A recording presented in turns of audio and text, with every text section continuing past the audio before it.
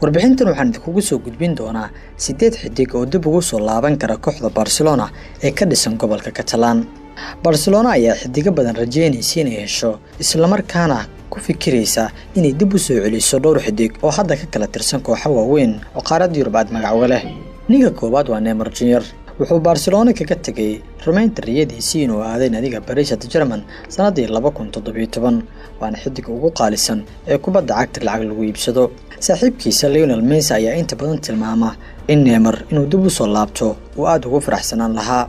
xidiga labaad oo ay warbixintani taabanayso waa Adama Traore, ciyaaryahanka garabka ciyaara ee kooxda kubadda cagta Wolverhampton Wanderers ayaa Barcelona ka soo tagay sanadii 2015 kadib markii uu 10 sano ku bixiyay ku noolaashaha gobolka Catalan iyo kooxda kubadda cagta Barcelona ee uu kaga soo baxay macadka La Masia. Traore waxaa la rajeynayaa in mustaqbal uu ku leeyahay kooxda gobolka Catalan dibna uu ugu laaban karo.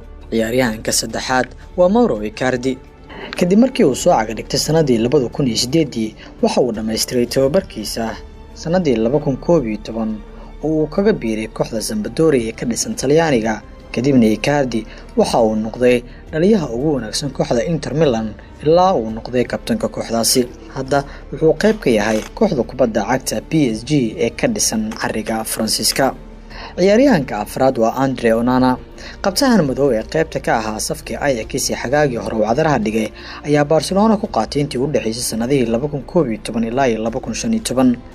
hadda waa goolhayaha koowaad ee kooxda kubadda cagta Ajax waxaana uu tilmaamay kol hore in Barcelona ay tahay gurigiisa isla markaana ay suurtagal tahay inuu dib ugu laabto. ciyaaryahanka shanaad waa Philippe Coutinho. dhammaan xidigahan ka soo sheekeeyay marka loo eego waa kan ugu dhaweey dib u soo laaban kara. Coutinho ama 2 sano ah ayuu ku qaadanayaa naadiga lagu ninaso FC Hollywood ee Bayern Munich wuxuuna hadda qayb ka ahaan karaa Barcelona iyo safka Coexetian oo hadda isku diyaarin badan wada.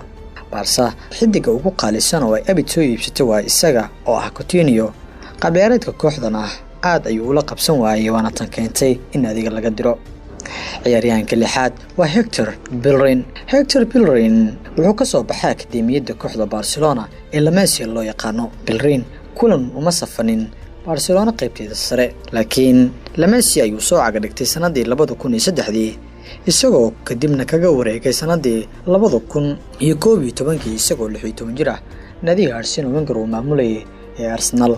hadda waa xidiga ugu firfircoon kooxda Gunners. ninka toddobaad ee warbixintan ku jira waa Thiago Alcantara. wuxuu xambaarsan yahay hidisidaha kooxda waxaana loo arkay markii uu yaraa beddelka haleegii kooxda Barcelona iyo xulka qaranka dalka Spain ee Xavi Hernandez Cruz kaasi oo Barca kaga dhaqaaqay noqoshada xidig qaybka ah kooxda Al Sadd ee ka dhisan cariga Qatar. Thiago Alcantara sanadii 2013 ayuu ka tagay Barcelona kadib isbedelada dhanka macalinka ee ku yimid kooxda gobolka Catalan. hadda waa xidiga qadka dhexe loogu jecel yahay kooxda Bayern kursi keedkana looma qoro.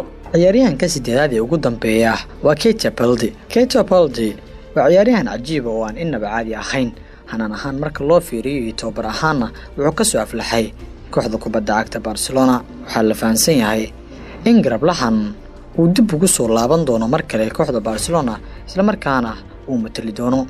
haddaba daawade marka aad fiiriso 8 magac oo aan ku soo sheegay xidigaha aad isleedahay Barcelona way u baahan tahay oo ay soo qaadan kartaa sidoo kalena xidigaha ayaa ugu dhow oo ay Barcelona markaasi la soo saxiixan kartaa.